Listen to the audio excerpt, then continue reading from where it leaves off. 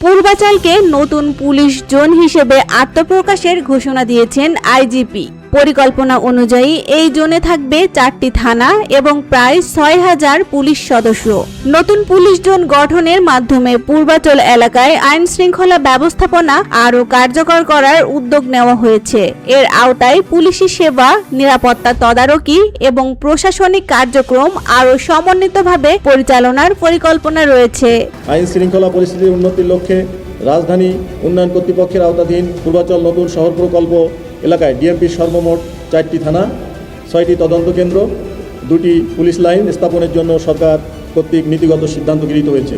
সংশ্লিষ্ট কর্তৃপক্ষের মতে, নতুন জোন চালু হলে দ্রুত সেবা প্রদান এবং এলাকার নিরাপত্তা ব্যবস্থা আরও শক্তিশালী হবে। বর্তমানে এই উদ্যোগ বাস্তবায়নের প্রস্তুতি চলছে।